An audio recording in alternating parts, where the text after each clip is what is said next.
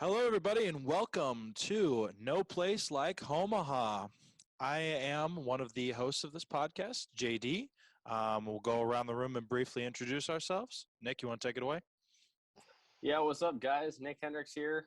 Loving to talk about college baseball. Finally, getting on a podcast where I can actually talk about college baseball because that's a huge thing of mine. And it's exciting that we actually kind of get this off the ground. We've talked about it for God knows how long, and we finally get to start it week before season. So no better place than just to get it started right now. So let's get it.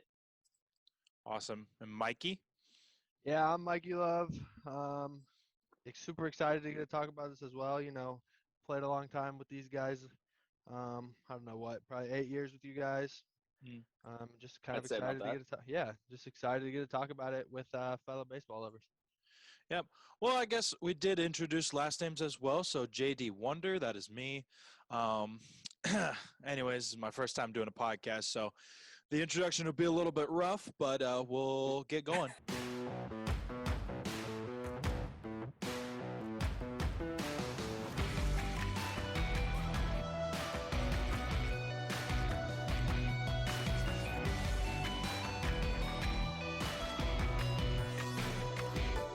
Anyways, since we briefly talked about it, we are three Omaha boys, so we've grown up around the game of baseball, especially around the College World Series. Very passionate about college baseball. We all three played in college. However, we did not play at the D1 level. Whatever happened there. We suck.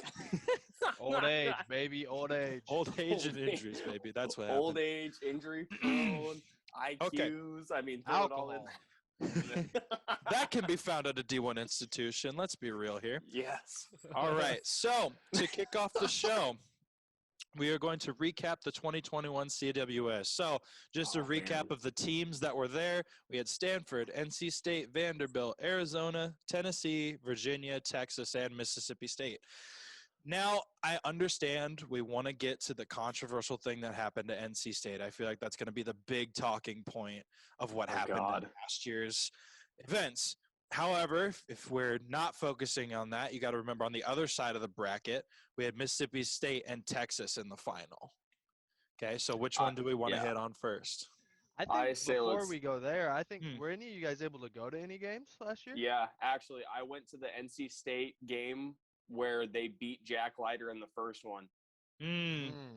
Where it was strictly a pitcher's duel and NC State was able to get two crucial hits. I mean, when you talk about a team that was just so disciplined, it was that NC State Wolfpack team. I mean, they had the pitching to do it, to absolutely just be completely scrappy. They had the outfielders. I'm trying to think of who their right fielder is, and I'm pulling it up on their roster right now, or trying to at least. But, I mean, you look at that team as a whole last year. Exactly. They were that team that if there was anybody else in that standpoint of where they were getting sent home because of all the reasons, it was definitely going to be them just because of how their season had progressed. And then you take a look at this other side of the spectrum, you had Texas and Mississippi State. Mississippi State had been in, I think it was before that, 2 College World Series finals almost 2 years prior, and they had lost, or at least quarterfinals, I should say, to get to that championship round, and they had lost. So, I mean, they did everything they could, and that Mississippi State team, there was no doubt that they were going to win that. As soon as they got to the finals, Vanderbilt had kind of had that controversial issue go in hand, I should say, and I don't know, but there was so much to those 4 teams that were left. Well, 2 things I wanted to hit on.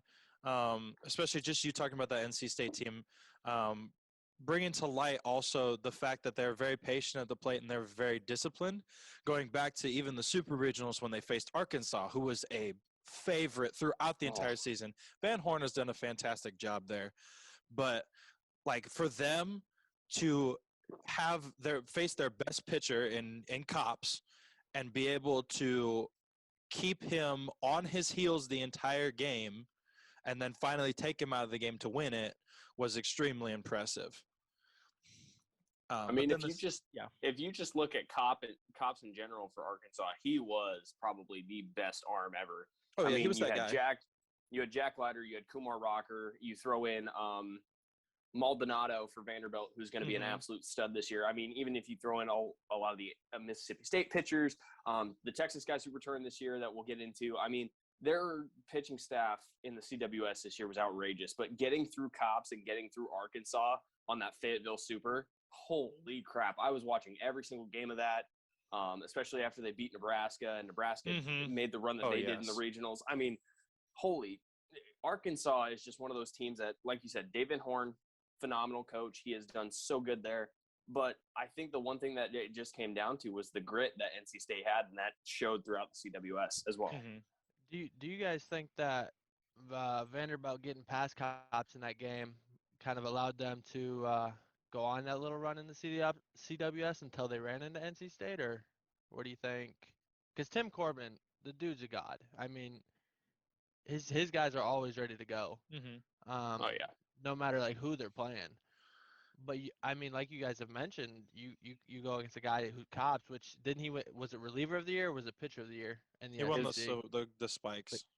He won the Golden Spikes. That shit, like that in and of itself, you got how many different college programs to choose from, and like you come out, the Golden Spikes Award winner. So it's like, I don't know.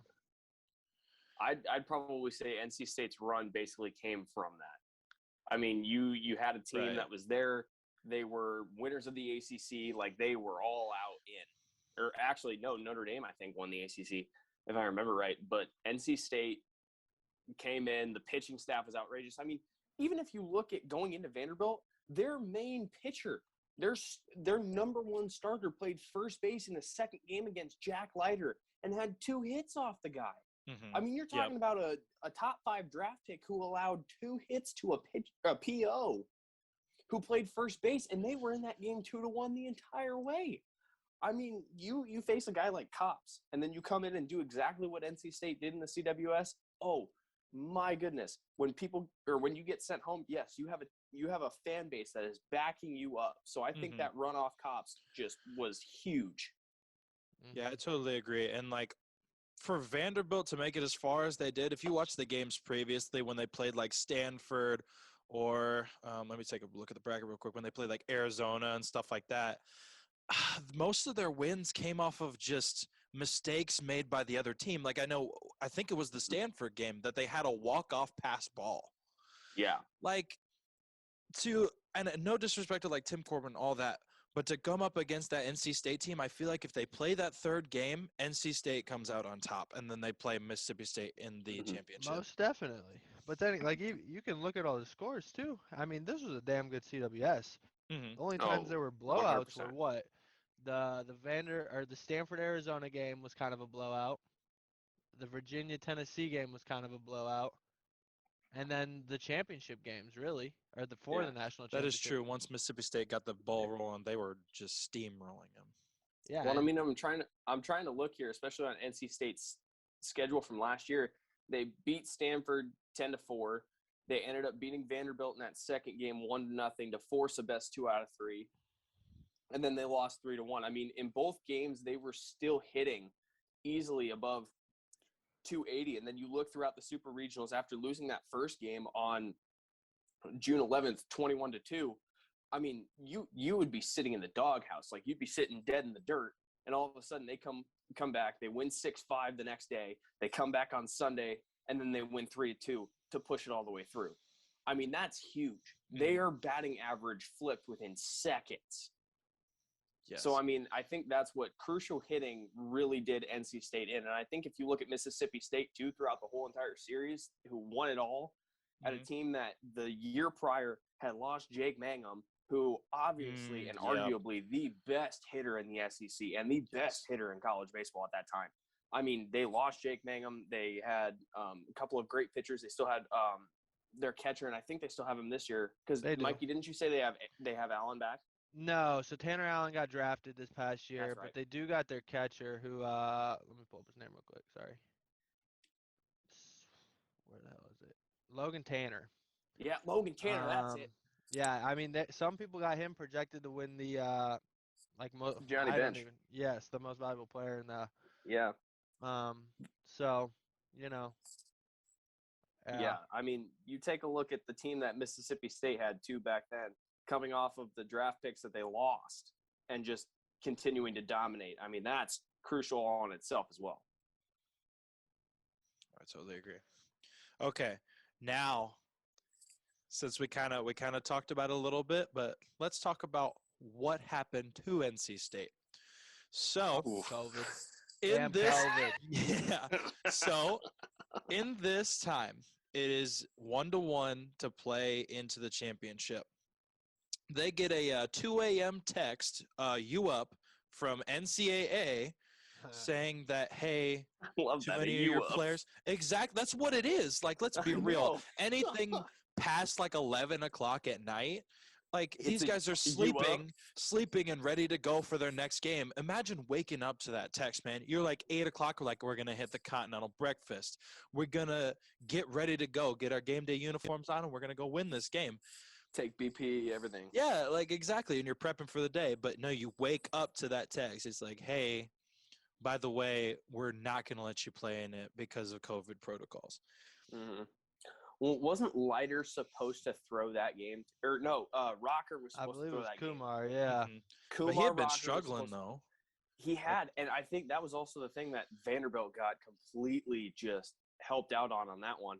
But Mississippi State obviously found the what would be the kind of chink in the armor. But no, I mean, you get that text. I mean, all three of us faced it.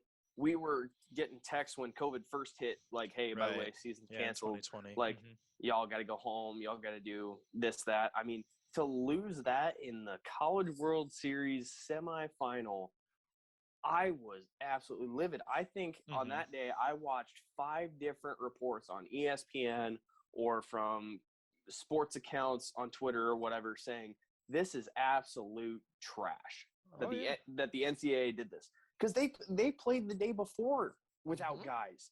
Mm-hmm. And they actually didn't even test positive. Exactly. If I remember correctly. There were so many ways around this. Yeah. I think everybody was still just on edge from it. Like, just it's still circulating around. It was the fresh season off of COVID and stuff. And I think what's funny is NC State's football team had the same thing. Granted, it was a bowl game that really didn't mean much, but I mean, for seniors, obviously it's a big deal. Right. But their bowl game got canceled this year because of COVID protocol. And everybody was like, oh no, like let's call the baseball team back. Yeah. And I was like, oh my gosh. Counseling, baby. They've been through it. They can work it through it with them. Exactly. Okay, so now moving on to the 2022 season, we have our preseason rankings. So if you want to pull that up real quick. So so dumb. I hate preseason rankings because you can go all over the place and you got 7 different variations of it, but they got the one consistent thing, and that's Texas at number 1. Mm-hmm. Yeah, everybody's got that. Recruiting class there was big. Yeah, and they got is it Ivan Rodriguez, Nick? What's his name?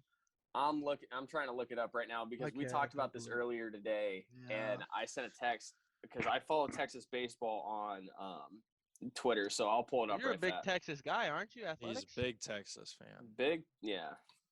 Butthead. I follow sports.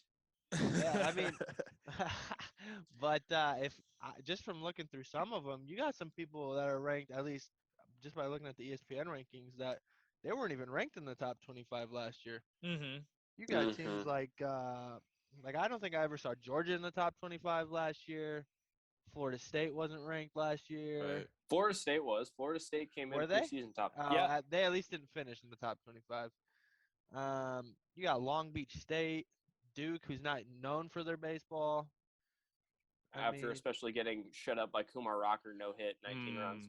Yeah, but then you got these other teams who you see them in there every once in a while. Yeah. Like, it's cool to see Dallas Baptist in the top 25.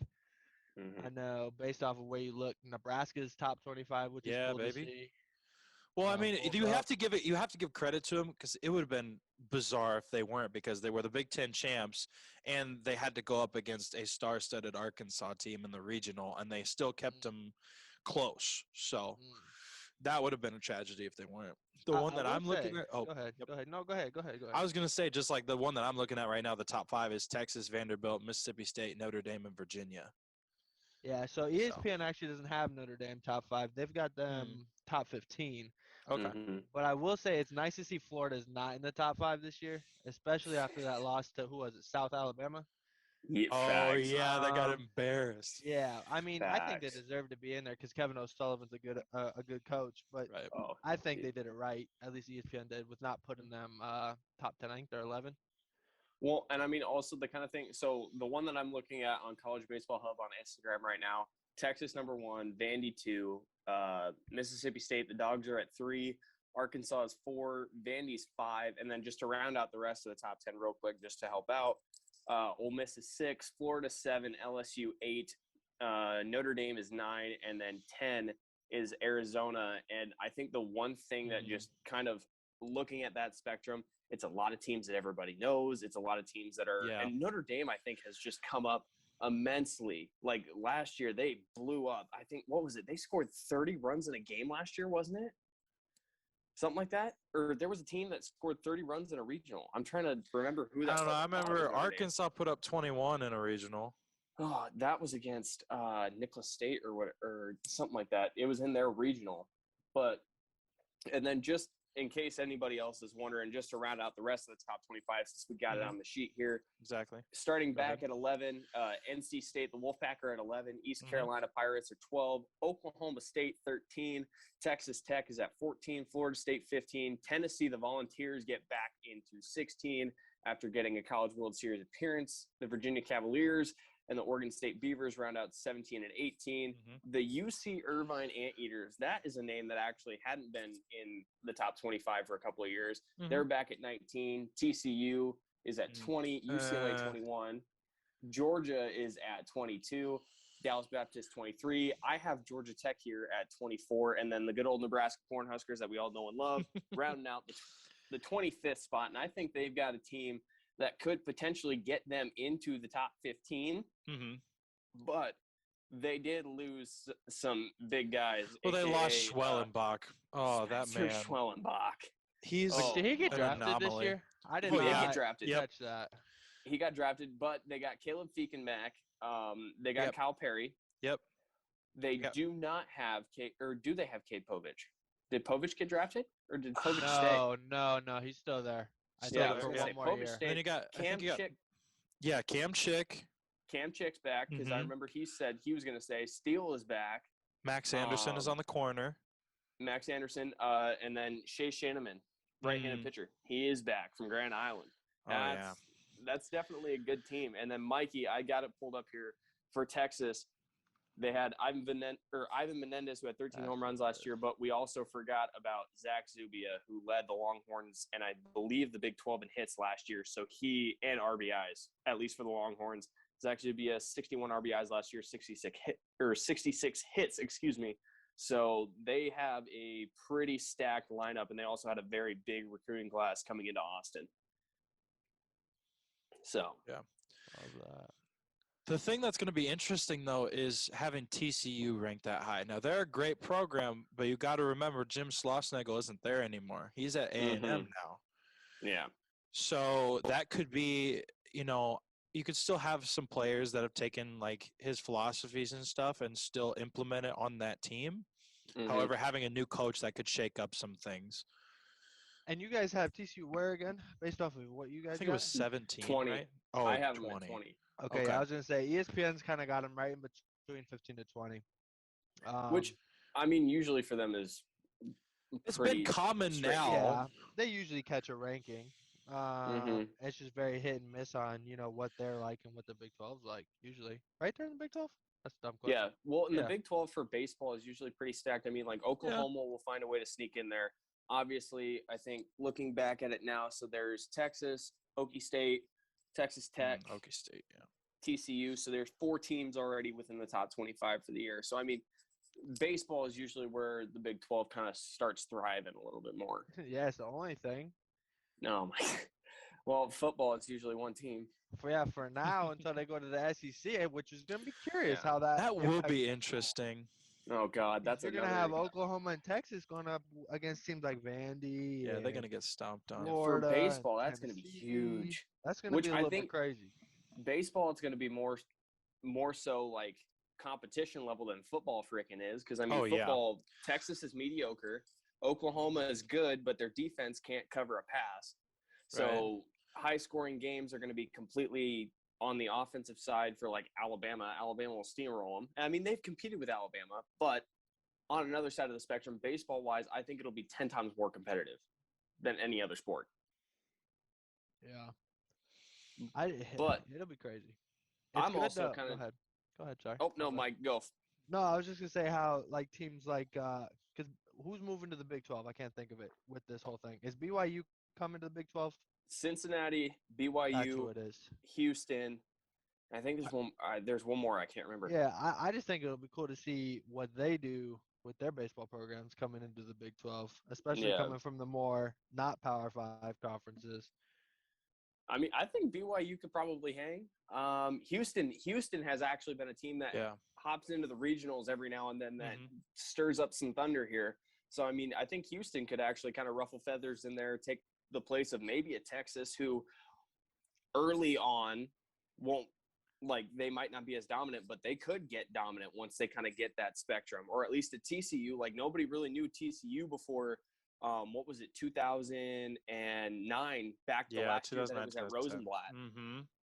because the last year that it was at Rosenblatt, TCU was there. They had to try to beat UCLA and Trevor Bauer to get to the championship. Well, sadly, didn't. And then it was Trevor Bauer, UCLA against South Carolina.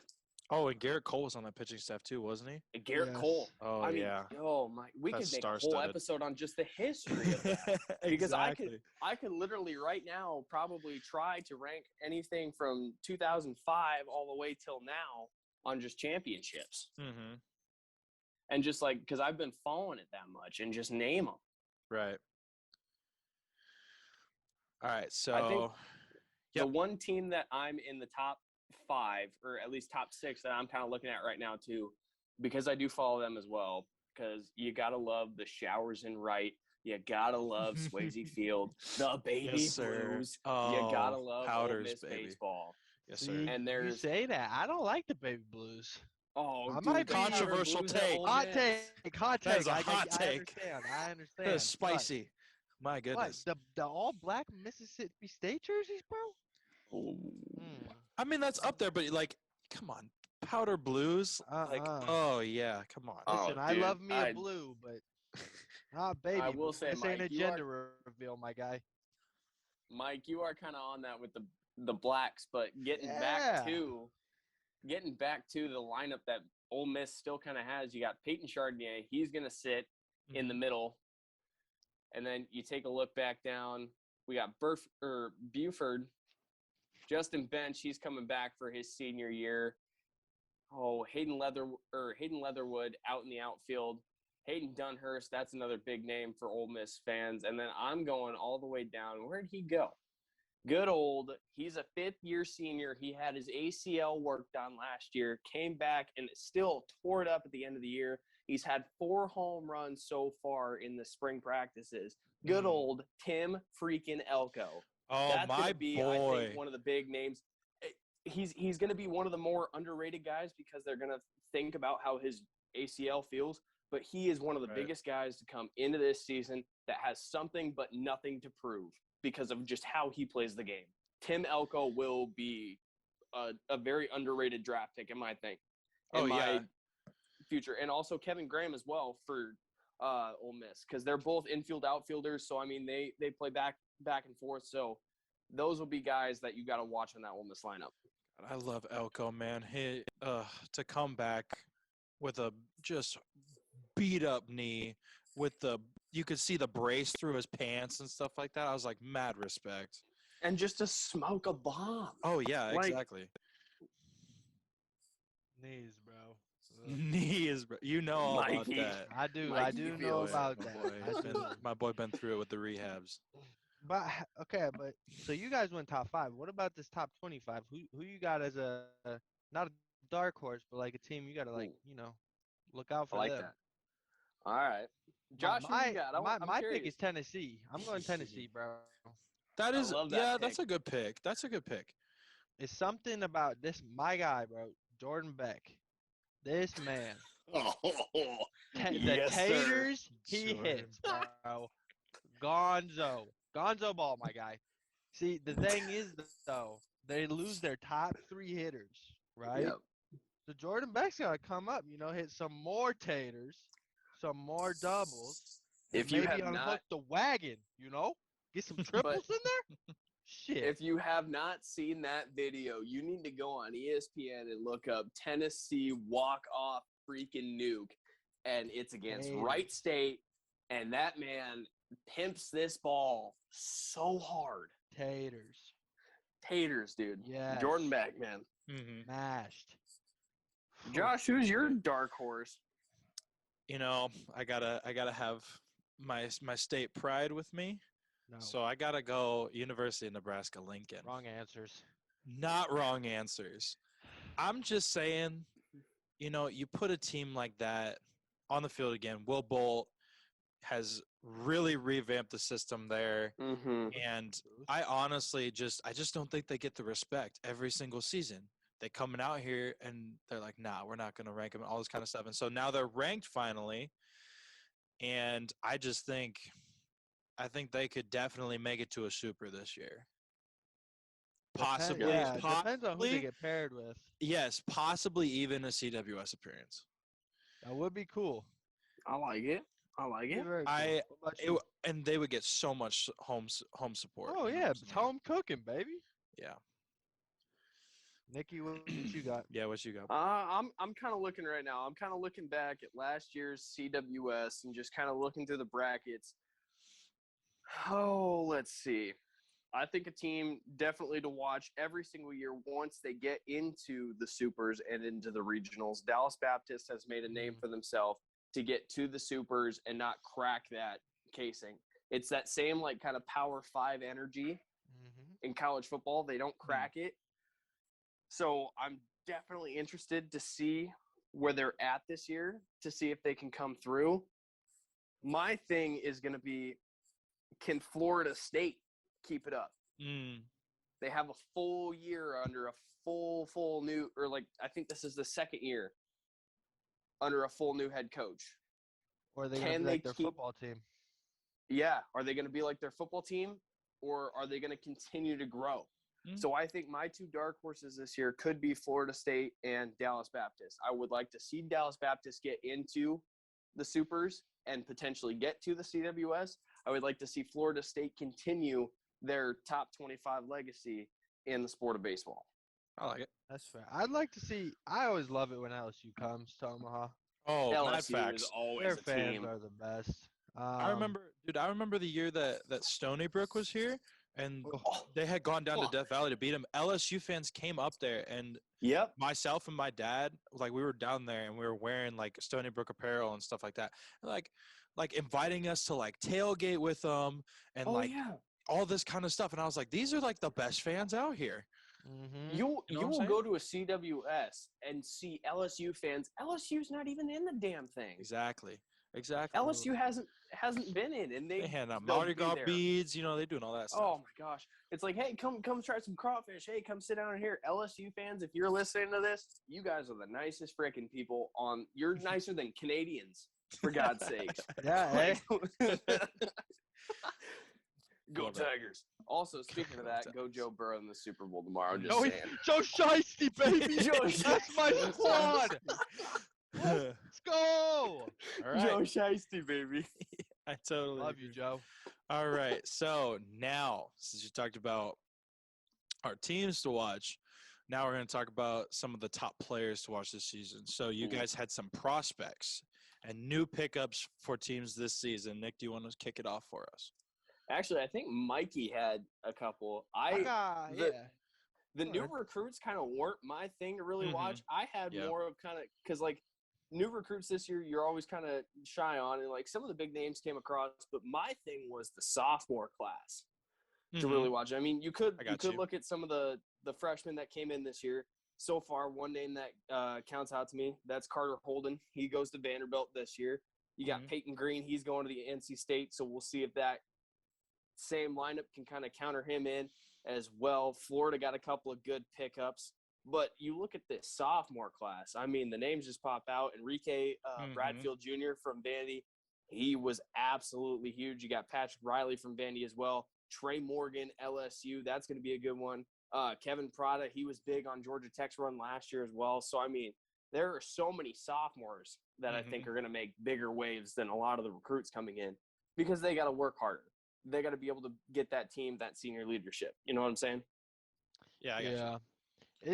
It's hard with the whole, prospects and new recruits because, college, they don't have to announce, their depth chart or anything. They can just kind of show up, and roll out whatever lineup they feel is best against whatever pitchers they got going. So you never know if freshmen are going to be able to come into a, program and make an immediate impact unless, they're top 10. However, there's a guy out of Mississippi State. His name's Bryce Chance. Yep. Just in their little fall game World Series that they had, he left with a 750 batting average with 7 runs scored, 3 RBIs, and only 1 strikeout. I don't know if he's going to be an immediate impact player, but he does play outfield. And, Mississippi State just did lose Tanner Allen, who was an outfielder. So I think, he's something to either, keep an eye out for in the corner outfield positions or even, as a DH, because they did say that they sprinkled him in the DH role too. So I think he's someone that could be interesting to look out for in terms of freshmen. Yeah, I totally agree with you that you don't really know how someone's going to impact right away, because the unique thing also for baseball is that you can be drafted right out of high school to go pro. So it's not like basketball or football where you're going to play, well, for basketball, one and done. Sometimes in football, you play a few years in college to go. But for baseball, if you immediately, have those tools, like they talk about the 5-tool player, then you can go straight to the league. So some of those kids will do that. I'm hoping with the NIL stuff that's happening that more kids will choose to go to college, because then they could still make money that way, not worried about that $1 million contract or whatever. But it's just interesting to see. It'll be interesting to see how that'll affect the field of baseball, as moving forward. Oh, yeah. Yeah, because I had the top recruiting teams were Vanderbilt, LSU, and Miami. Those are the ones that brought in their best prospects. So yeah, Miami does. And here's the thing about Miami: Miami will bring in very good recruits, but then they'll either really, really succeed with those, or they'll fall off the map completely. And then they Miami's transfer. a team that is so just translucent. You can't. They'll either find it or they can't. Exactly. Vanderbilt has been able, under Corbin, has been able to continue to grow and grow and grow. Well, now LSU doesn't have their was it Mulaney? Who was LSU's coach? Oh my gosh, I can't think of it. Damn it, I know can't who think you're of it. talking about. But he retired this last year, so now LSU has a full new coach after not making it to the CWS this year. So they now have a full new coach. So how is that recruiting staff going to work? I mean, you got kids that came in under the same old coach, the same old LSU team. Yeah, Paul Maneri, thank you. Good Lord, Mulaney. Paul Maneri, thank you. Good God. But Paul Maneri's lost now. So now all the older coaches are kind of getting out of baseball. And now you're starting to see how can the new coaches come in, but Paul Maneri's recruits are still there. There's still at least 3 years of Paul Maneri recruits. So LSU will be fantastic. And granted, you can say, hey, we're going to go to a national tournament every single year that you're here. They can recruit with that pitch. They have the baseball quality to do so. Yeah, and even though Paul Maneri's gone, they didn't get just a no-name coach. They got Jay Johnson, who that is a reigning Pac-12 baseball coach of the year for Arizona. He led them to a conference championship and a berth in College World Series in 2021. So it's who they got is not a bum either. It's no, just, it is a new environment though, a new team. I don't know if he's bringing any of his old staff with him, so you just never know how that will impact somebody. Yep. So do we want to talk about our top 3 returning players? I'd love to. Top 3. All right. Lead it So, off. all right. I'll do Who, that. me? Whoever wants to lead it off. Shit, I Let's can go. take this away. All right. Yeah, you got it. You got it, We've Mike. already Send it. mentioned 2 of them, Jordan Beck and Logan Tanner. Yep. I don't know if it's a very common thing, that so you get some MVPs of the college league as a catcher. They're unfortunately known for doing the grunt work, not being a really offensive kind of a position. But Logan Tanner does. He is a unique scenario. He's great behind the plate. He commands it well. I think he threw out 11 or 13 base runners this past year.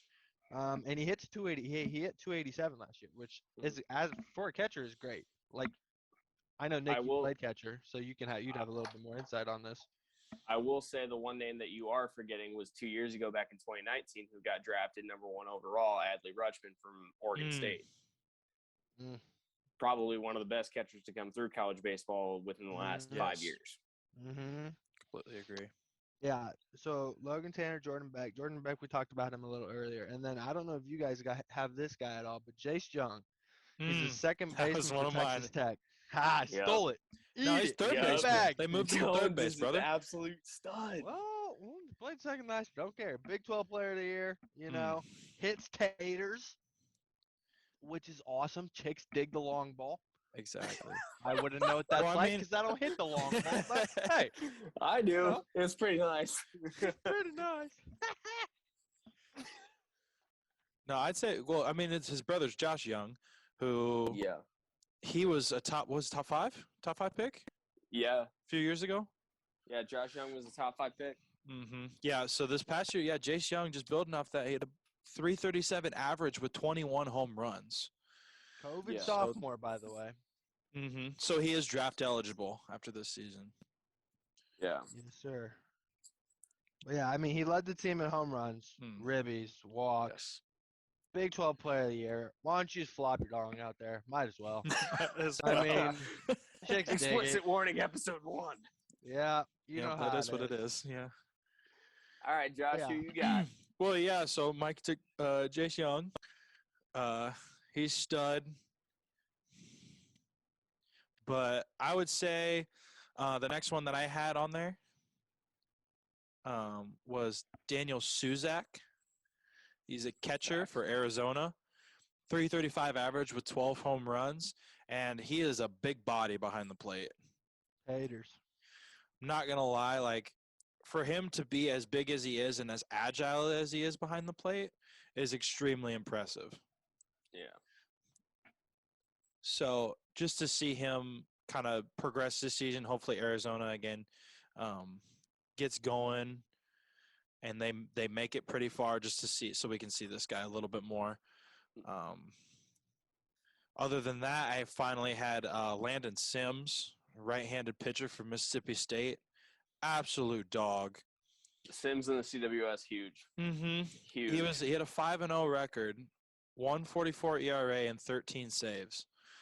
He was just one of those guys when he got on the mound, it was just like he had that dog mentality. Like, it's like you can see some pitchers calm, cool, and collected. He was, but then there were times when he knew that he could show emotion and be explosive, and he just played off of those key elements just like the rest of that Mississippi State team. I think he embodied that extremely well. So to see him come back this season and pitch will be impressive. Hopefully he can put up some good numbers. But other than that, I could definitely see him as a relief pitcher playing on. All big names. One of my names, we talked about him already, Ivan Melendez, big offensive guy for the University of Texas. I mean, big outfielder, he can do it all. It hits absolutely fantastic. He's got a very good average with home runs.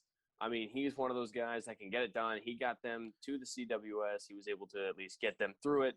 Granted, they fell short against Mississippi State in that fantastic just bullpen that those dogs had there. But he's definitely one. I think one of the bigger names to kind of come through in this year is definitely going to be pitcher for Vanderbilt, Nick Maldonado. And hold on, let me see if I can pull up some of his stats from last year, because, I mean, Maldonado is an absolute freaking beast. He's going to be a junior this year, or he's a senior this year. COVID junior, I guess you could call him, as I really don't remember how all this stuff goes. Right. but he made 28 appearances last year. He had an ERA of 2.31. He had 59 total strikeouts. I mean, his batting average against him was 173. So you look at a guy like that, he is definitely going to be a force to be reckoned with on the mound. And then obviously I'm going to have to go with Jace Young as well. So that is probably my top three. And then throw in Tim Elko. He's going to be the dark horse a little bit as well this year, because he's going to be a guy that can hit for power, hit for contact. And he's going to be one of those just very, very smart Ole Miss baseball players per usual. Yep, and if he can stay healthy, I'd love to see a full season. Oh, 100%. All right, now moving on to our way too early CWS 2022 predictions. Oh gosh, this was probably the one that I was scared of. Well, I mean, there's nothing to be scared of. Like, you just gotta attack it head on, and if you're wrong, then you're wrong. Flop it out, It baby. happens a lot. So Flop it. all right, Mikey, I guess you're gonna flop first then. Let's go. Yeah, I'll flop, guy. No Send it out here, baby. bud. I think I got Texas, Mississippi State, NC State, Vandy, Tennessee, East Carolina, Florida, and then here you go. Old Dominion, baby. Ooh, Love them. Interesting. Okay. Love the Dominion. I really like Love that it. pick. I don't know why, but Old Dominion to me, just that screams upset alert. Oh yeah, baby. I mean, we got the usuals. You know, Texas, unanimous #1. You know, you just kind of expect it. Mississippi State lost 2 of their best players, but you know they're dogs, pun intended. NC State, you know they're gonna be coming for blood because of the damn COVID game. Vandy's always good. And I mean, Old Dominion has bounced in and out of rankings this year. And I mean, like, them and Long Beach State, I think, have been the top couple of teams that are saying, like, you either have them in or you don't have them in, or they're going to be in later. I would agree. But yeah, Tennessee's Tennessee, you know. But then East Carolina. Oh, I don't know if many people got this. They got a very good pitching staff, I think. You know, they got a guy coming back in Gavin Williams who went 10-1 with a 1.88 ERA. And I mean, last year, their top 4 combined hitters, 35 taters, 157 RBIs, but there were 125 strikeouts, you know. That is a lot. But, I mean, you know, you fixed that, and I think you've got a very offensive team, you know, and a good pitching staff. Old Dominion, dude. I love this. I don't know what my obsession is with this team. But hold on here. I'm gonna make a note real fast. I'm gonna put it on a notepad. Old Dominion. Old Dominion. No. I'm gonna post, or I'm gonna make a notepad on my computer, and it's literally gonna say top 5 picks. All right, so Mike, let it eat. Hold on here. All right, CWS picks. Go. Yeah. Who was it? Texas. Got it. Mississippi State. Okay, hold on. State. Oh, you guys spelled this. My bad. MISSISSIPPI. Whoa, chill All out. right, thanks. No, I'm just typing Miss State. All right, calm down. NC State. All right. Vanderbilt. All right. You are not the only 10 I see. Gotcha. Eastern Carolina Pirates. All right. The very iffy Florida Gators. I love the very iffy. Oh, Dominion. Old Dominion. Oh, my God. Flop your nuts. What is it? You and the flopping tonight, my guy. I just watched the episode of New Girl, bro. Nick Miller. They was like, put your leg up there. Let me get a nut tap. That's why. Oh, my God. We're just gonna get a good old tater count for every single podcast. Every time you're a tater, take a shot. Yikes. All right, Josh, who you got, dude? All right. So I got my Omahawks, the Arkansas Razorbacks. Got them making it back. Omaha Mavericks. No. They made, what was it, like? It was in 2019. Yeah, so 3 years ago. The UCLA regional. Yeah, they went to the Corvallis, I thought, because Creighton went to Corvallis. Omaha went to UCLA. Nebraska, I forget where they went, because all 3 Nebraska teams. Yeah, all 3 of them. Well, Omaha went 2-Q right away. Oh yeah, but I mean, you know, happens. They were the Summit champs that year, so. Yeah. First time for everything. All right, so I had Arkansas, Then I have Mississippi State. I just think that that's a team that's just going to build off of the momentum that they have and just continue to roll. Arizona back in Ooh. it. Then I had Stanford because usually they kind of just sneak in there somehow. It's I every agree. single season I'm like watching it and I'm like, wait, Stanford's here again? Like, and they usually don't make it too far, but at the same time, they made it to the top elite 8 teams. So it's pretty impressive.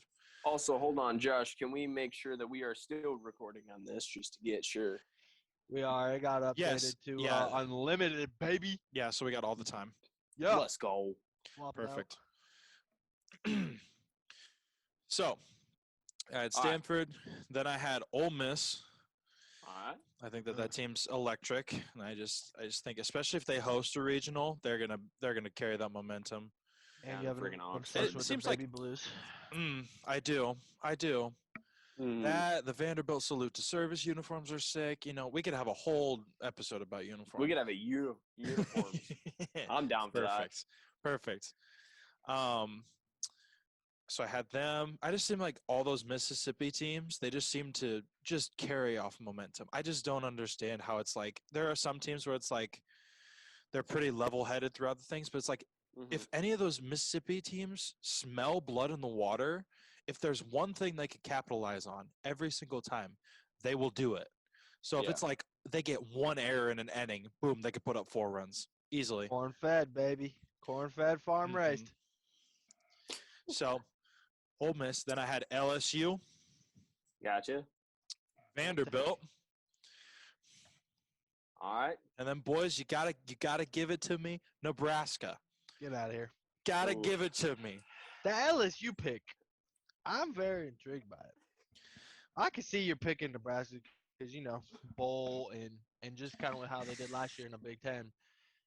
But LSU, it should be a very, like Nick had mentioned previously, with the new coach coming in, you never know what kind of culture he's going to have to try to instill or what he's going to have to, have those guys that, oh my God, his name is left my head.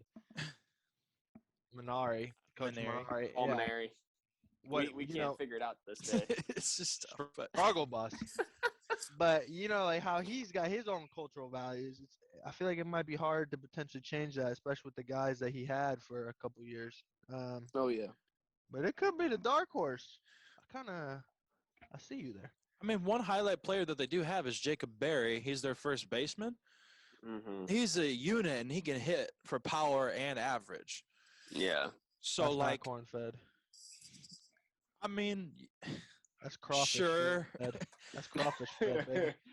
But Okay, yeah. so then what the hell is what's the Mississippi teams? You said they were all corn-fed, dude. Those are crawfish eating. Exactly. No, pig fed. Nebraska be Bacon. corn-fed. Bacon. But my little dark horse on the edge, I do want to see, but again, it's not an official pick for me. Is Texas A&M, just to see what Schlossnagle will do there, just bringing the culture that he brought at TCU. It might take a few more years, but maybe if they make it to a regional, like that'd be. I mean, it's not like they don't have talent. Yeah. No, it's an SEC team. They'll definitely have Exactly. talent. That's what I'm saying. All right, Nick, what you got? All right, I'm working it up right here. He's changing all of his picks right now. No, I'm working it up. 100% is. Bandwagon. I'm writing this as I go. All right, so number 1 was Texas. Of course. Fantastic team coming in, predicted number 1. Obviously, you got to give them a little bit of credit. Then I got Texas Tech. Horns All down. right. Ooh, Texas Tech, yeah. I'm going to Good throw pick. in, like I talked about, throw this in right out of the gate, Dallas Baptist. I'm giving them a shot this year. That's not a bad pick, honestly. I'm holding them up, man. Seems like they make it to a super every single season, but just can't cross that threshold. Yeah, I mean, if you're betting on a team for choke artists, maybe, but Yikes. they're a damn good team. You got to admit it. But All right, now I'm like throwing the Cubs. Vandy. Facts. I'm throwing Vandy in there also in the mix. I'm going to give Mississippi State a chance at redemption. I kind of want to throw in another dark horse pick because they've been kind of featured in some of the top 25s. And I'll kind of take a look here. I mean, they've all been featured in the top 25. But I'm going to throw in UC Irvine. I'm going to kind of throw in a little bit of some curveballs here. It's not a bad pick. Anteater's coming back. So what does that leave me? That's 1, 2, 3, 4, 5. Right? Am I counting right? I'm not a math major. I don't know. I got Texas, Texas Tech, Dallas Baptist, Vandy, Mississippi State, UC Irvine. I need 2 more. Yep. Throw Quick it back. math. Yeah, I know. I'm so smart. Throw On it top back of it. in. Huge brain. You know what? I kind of, Josh, I agree with you. I kind of want to throw in LSU because I agree with you. Mikey, I agree that you get a new coach in who was Pac-12 Coach of the Year. You take them back in the game. So I've got 1 more left. And sorry, Josh, I think you're going to be the only person that picks Nebraska in there. Mikey, I'm going to go with you. I got Tennessee back in the lineup. Dubs. So just so we have that re-rounded out for everybody on the podcast, and so Nick gets it right on his little spreadsheet here. Mikey, you got Texas, Mississippi State, NC State, Vanderbilt, Tennessee, East Carolina, Florida, the dark horse, Old Dominion coming in for your CWS pick. Here's the thing. I want to change this Florida pick. I'm not set. Oh, Oh I'm not my sold. gosh. You can't do that. No, I he can can. do that. He can. Oh my goodness. Because I got red hair. I do what I want. Wait a minute. I'm gonna That flip does and go not Texas mean. Tech, bro. Jace Young. Okay. I like the kid. Mm-hmm. All right. So for everybody who is wondering, Mikey changed Florida for Texas Tech. Choke artist. Facts. Josh, picks are Arkansas, Mississippi State, Arizona, Stanford, Ole Miss, LSU, Vandy, and then the good old corn-fed Nebraska boys. Yes. And then I am round out. not like Mikey and will not change my picks. So Oh, You're I not will not redheaded. You either. can't do that. Neither of you are. I have Texas, Texas Tech, Dallas Baptist. I got 3 Texas teams in there. Vandy, Mississippi You State, love Texas. UC Irvine, LSU, and Tennessee. So that wraps out all 3 of our good old. Horns down, baby. No, Facts. way too early Facts. CWS predictions. We'll definitely have to get a CWS as the regionals progress. And if all our teams are in there, then, well, we might have to stick with a few of them or change them. You never know. We'll do I think what we should do is we have our very early preseason picks, and then we go, all right, so here's where it's really at this year. right. I think we should fill out a bracket when it comes to that point for sure. A 64 team bracket? Yeah, the Yeah, regional for sure. bracket. Full Boom. It's regionals. not March Who wins Madness. that? What would that be? Would that be June Regional Madness? madness, man. No, it's When does it start? May. May Madness? Because June No, is no, it the starts first in few June. weeks of June is the CWS. No. It's May. What? May 31st. May 31st is conference games. June 1 through 18 is all regionals. Eat it. June Madness. Yikes. Winner by submission. All right. So what else we got on the spreadsheet here? Let me take a look. I think we have prediction. Oh yeah, we got opening games. Games start in 6 days, Absolutely. boys. Yes, sir. Games start in 6 days. It's There's a absolutely lot crazy going to on. think about that in February. It's like, hey, by the way, this is starting. So Oh yeah. it's crazy. So just for a couple of picks here, I've got the schedule pulled up on ESPN. Also, college baseball is going to be brought to you on ESPN and ESPNU and SEC Network 10 times more than it has been within past years. How about that, lads? We get to actually watch some college baseball this year. No free shout out to 1,000. ESPN. You have to pay us. No, yeah, you have to pay us. But so you want to throw in some games for the year so far. Georgia is the first ranked games that are kind of coming in. They've got Albany coming up on Friday. Oregon State goes down to the Sanford Ford College Baseball Classic. They got New Mexico. Number 10, NC State. They got a series against Evansville. That one is going to be in North Carolina. Duke has VMI. I don't even know who the heck that is. Wright State starts off against number 21, Georgia Tech. I think Wright State will be a dark horse. They might not make they are it a good in, team. but they'll be in the regionals. Wright State, always a good team. North Carolina, a team that was not featured in the college baseball ranks this year. They got Seton Hall coming up on Friday. Arkansas hosts Illinois State in Fayetteville. Ooh, we have our first double-ranked matchup of the weekend. Yes, sir. Mississippi State and Long Beach State in Starkville. for the Correction. weekend. Not the first ranked game, but continue.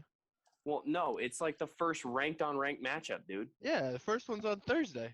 Oklahoma State Vanderbilt. Oklahoma baby. State and Vanderbilt. Yep. Oh shit! Wait, what? What am I not? 12 looking at? I only got Friday. a.m. Well, All you right, are well, somebody's dropping watching the that ball at Mikey work. here, absolutely bucko. wrecked. Absolutely wrecked, Nick. Yep. Can't Sorry. believe you today. Steamrolled. Wait. Is that you're talking about Vandy, Oklahoma State, right? Mm-hmm. Yes, sir. First game's on Friday, dummy. Nope. Thursday right here. You want me to send you a screenshot? No, I'm looking at the schedule right now. Just hold your It's horses. right here. It's on No, the hold your NCAA He website. said it's right No, but hold here. your horses. Hold your horses. I'm looking at Vanderbilt's NCAA schedule. website. I'm looking at Vanderbilt's schedule. I'm Nope. looking at the NCAA. February 18th, boy. What day is that? NCAA literally owns these kids. What are you talking about? I'm going with the Dude. NCAA website. All right. February Whichever 18th, Oklahoma State. Whichever it is, you have Oklahoma State and Vanderbilt playing each other, Long Beach State, Mississippi State playing each other, and then another big one to watch is Texas Tech versus Michigan. Yeah, This is that's not a big one to watch, but Texas Rice. Texas. No. Rice I will is argue a differently. sleeper. So it's Rice not is that always either a sleeper. I'm just curious to see how Texas comes out with that #1 ranking. Mm-hmm. You know, do they play with like that typical, I'm better than everybody, and they just low-key get ran over by Rice? Or, do they lay the beating down that people know they can't? Well, we'll see how that goes. I want to see if Texas has a starter for that game. Also, Well, I think I do. I want to see if Vandy has a starter already for the Oklahoma State game. Are you talking What? announced? Yeah. Yeah, I'm not seeing it on their website, and I know They Texas probably won't probably announce wouldn't have until a either. few days out. Yeah. We'll have This to is- kind of take a look at that.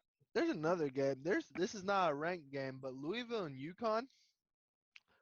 Louisville's always a actually little might be a good team game. that Louisville sneaks in every once in a while. Mhm. I like Yeah. it when they come to the Mhm. to They're Omaha. pretty good in the ACC. But Yeah. neither are ranked. I don't know much about UConn, but Louisville's a little. They can be sleepers. So UConn was in it 2 years ago in the CW or in the Super. Oh, they or were. I think it was just regionals. Mhm. That might have been last year too. But, well, yeah, that wraps kind of out games for opening weekend. It's going to be some big series. I know there's going to be games on. I'm going to be definitely watching it if I can. great Thursday. Oh, it's Side, going to be side great. note: Old Dominion Oh my god. Who do they got, Mike? plays Iona, baby. Oh, I'm expecting you a go. steamroll. This guy's just gonna come out all season and just be like, I'm gonna order all the Old Dominion gear. Like, Yeah. this is gonna We're be gonna the finally team get now. We're going to get Yeah. up to a video start. Mikey's going to have an Old Dominion flag, wearing Yeah. Old Dominion hat, shirt. all Old day Dominion long. jersey, baby. Exactly. Yeah. He's just gonna go out on the field like, y'all need a manager? Yeah, I'm y'all need gonna- to wash Y'all up need their it. basement. I got you. Blow my knee. I don't got a knee. I barely got an arm. But, Coach, I got you. I'm Barely here. got I'm a butt body. All